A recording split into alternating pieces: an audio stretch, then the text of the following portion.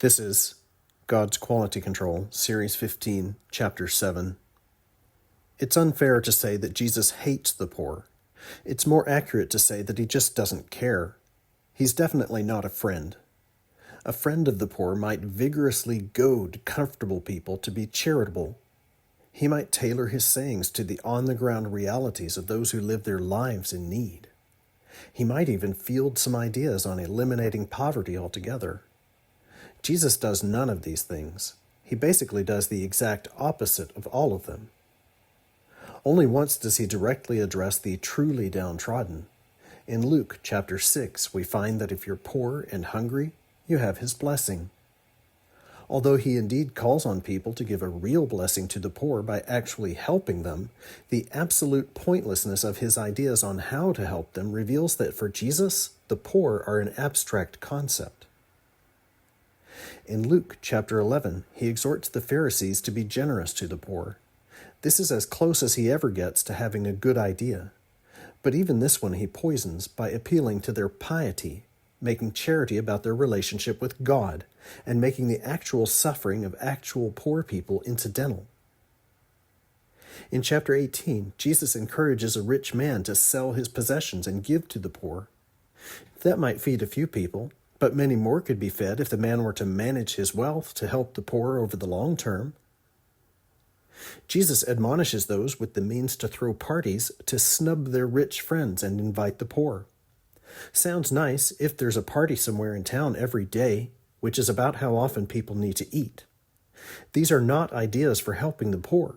They're ideas for impressing God, reducing the poor from human beings who are suffering to pawns in your game with heaven. In Matthew chapter 6, Jesus tells us to do our charitable giving in secret. This is entirely about the supremely petty concerns of those who have the means to give and their relationship with their bourgeois peers. If Jesus had known poverty, he would have known what really matters, food to start with. He would have imparted exactly the opposite advice. He would have told us to announce our giving with trumpets, to make the needy more visible to those who might give, to sting the consciences of our well-fed fellows.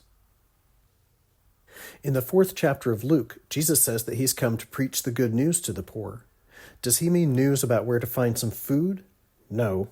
So it's not good news for actual poor people.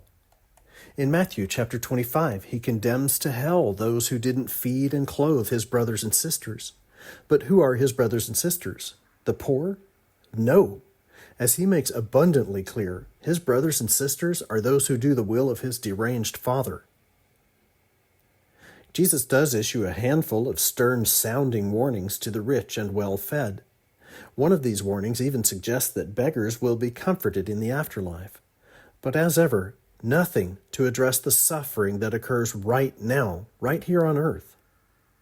Further, given how much he hangs out with rich people, amply availing himself of their generous support, it's hard to know what to make of these warnings.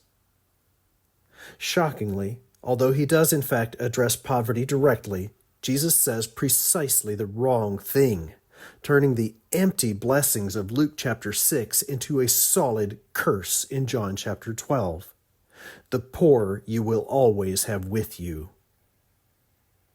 In my next video, Jesus loves the rich. Really. Thanks for watching.